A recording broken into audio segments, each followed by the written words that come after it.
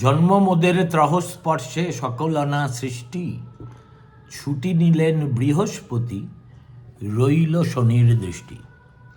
লঘুছন্দে রবি ঠাকুর লিখেছিলেন। দেখুন, এই গানটি আপাতত যা গাওয়ার কথা তার নাম মমতা বন্দ্যোপাধ্যায়। কেননা একটার পর একটা তার ত্রহস্পর্শ অবস্থা দেখে আমার মনে হলো যে এটাই সবচাইতে অ্যাপ্ট একটা বর্ণনা হলেও হতে পারে। এখন এই ত্রহস্পর্শ মানে কি? এটা প্রধানত জ্যোতিষশাস্ত্রের ব্যাপার, যদিও সাহিত্যে, উপন্যাসে, নাটকে দ্বিজেন্দ্রলাল রায়ের একটা প্রহসন আছে যারও নাম ত্রহস্পর্শ। এর মানে হচ্ছে, জ্যোতিষী মানে হচ্ছে, ত্রহস্পর্শ মানে হচ্ছে তিনের স্পর্শ। তিন, অতএব ত্রহ এবং স্পর্শ। এটি এমন একটি সময় যখন একই দিনে তিনটি তিথির মিলন হয়। কীরকম সেটা? যেমন সকালে একটি তিথি, দুপুরে আরেকটি এবং সন্ধ্যায় তৃতীয় তিথির প্রভাব থাকে। কিন্তু এটা হলে ক্ষতিটা কি?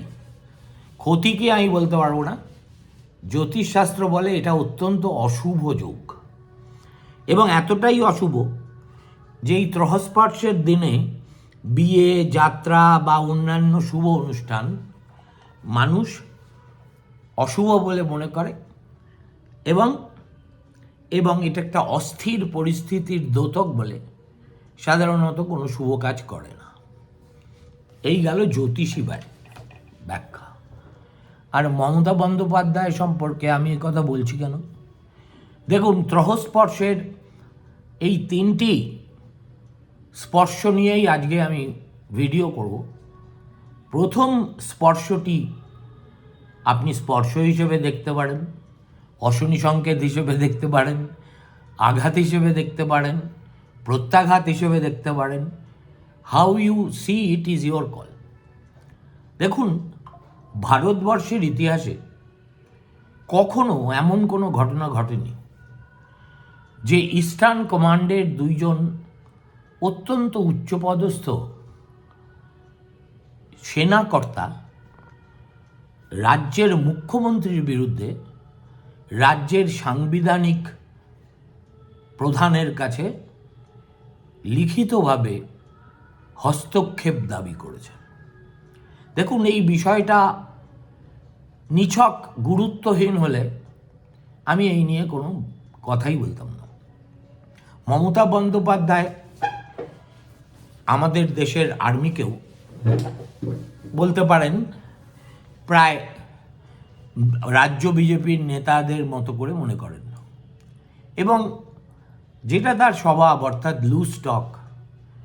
আর্মিকে নিয়ে তিনি আগেও এমন সব কথা বলেছেন, আমার ধারণা তাতে ফোর্ট উইলিয়ামের কর্তারাও বেদম হেসেছেন। যেমন ধরুন, আর্মি নাকি দ্বিতীয় হুগলি সেতু পার হচ্ছে নবান্ন দখল করবে বলে। তারপরে এই সেদিনই আমাকে দেখে 200 জন জওয়ান পালিয়ে গেল। দেখুন, এগুলোকে গায়ে মাখার মতো বোকা আর্মির কেউ নয়। তারা মৃদু হেসে এই বিষয়টাকে এড়িয়ে গেছেন।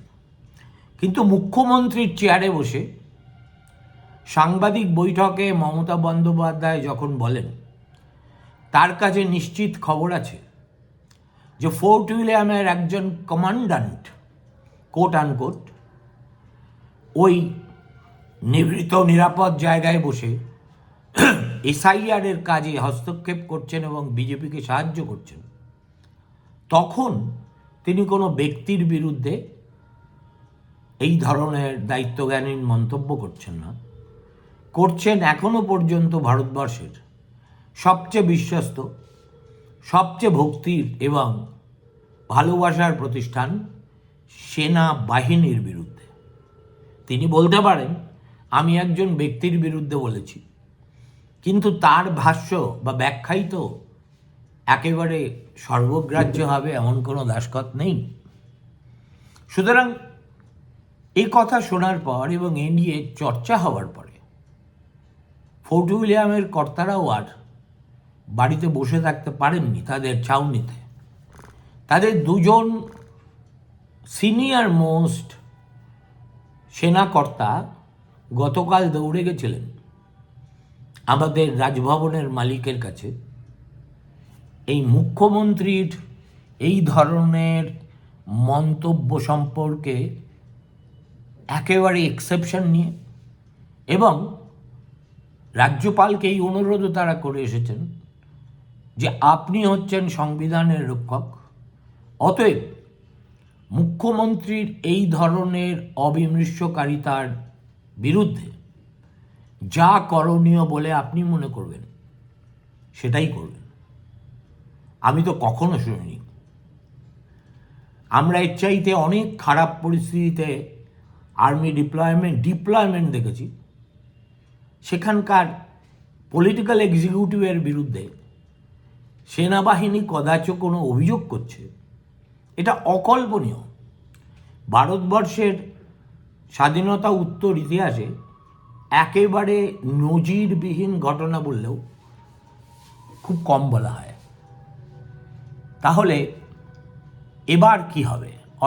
কিম দেখুন, রাজ্যপাল নিশ্চয়ই এই স্মারকলিপির প্রতিলিপি এবং এ সংক্রান্ত তার নিজস্ব মতামত যথাস্থানে জানিয়ে দিয়েছেন।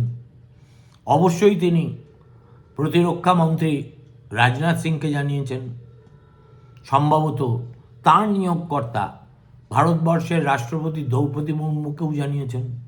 আর কাকে কাকে জানিয়েছেন সেটা আমার জানা নেই, আমি বলতে পারবো না। কিন্তু এই দুজনকে তিনি যে জানাবেনই সেটা একেবারে দস্তুর। অতএব এবার বলটা চলে গেছে প্রতিরক্ষা মন্ত্রক এবং আমাদের সংবিধান অনুযায়ী আমাদের supreme commander of arm forces, যার নেতৃত্বে এই কাগজে কলমে সেনাবাহিনী, এমনকি তিনটেই সেনাবাহিনীর যে উইং তারা কাজ করে, তার কোর্টে তিনি বিষয়টা নিয়ে যদি কোনো কিছু না করেন তাহলে আর্মির মনোবল ভাঙতে বাধ্য।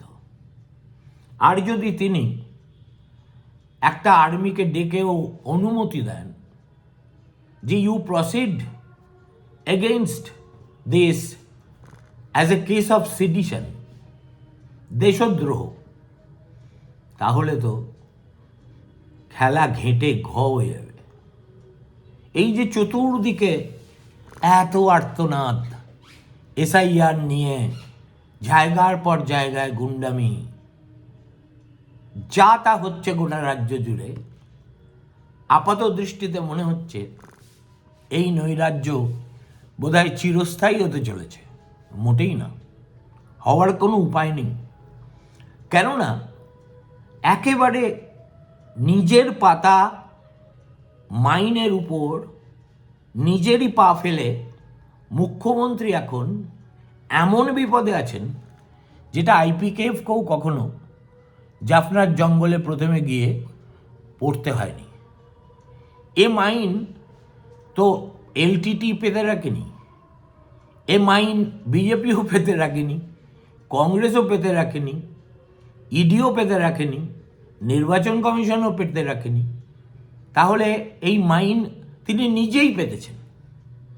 নিজে পেতে এখন সেই মাইনের উপর তার পদস্পর্শ হয়েছে, যেটা কিনা একটা ত্রহস্পর্শে রূপান্তরিত হয়ে গেছে। সুতরাং আবার যদি একটা ভোটের আগে একজন মুখ্যমন্ত্রীর বিরুদ্ধে দেশের সেনাবাহিনী দেশদ্রোহের অভিযোগ নিয়ে যায়, তাহলে অবশ্য তৃণমূল কংগ্রেসের কিছু যায় আসবে না।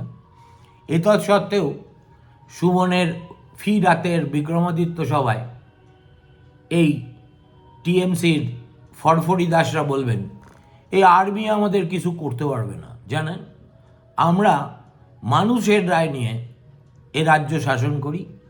আর্মি কোথাকার কোন হরিদাস পাল, যে আমাদের আটকায়, এবং দেখবেন এই আর্তনাদি একের পর এক হুক্কা হুয়া বাহিনী করে চলেছে। সুতরাং আমরা ত্রহস্পর্শের একটা স্পর্শ এই ভিডিওতে আপনাদের জানালাম। পরের ভিডিওতে কাহানি আভি বাকি হয়। দয়া করে থাকবেন। নমস্কার।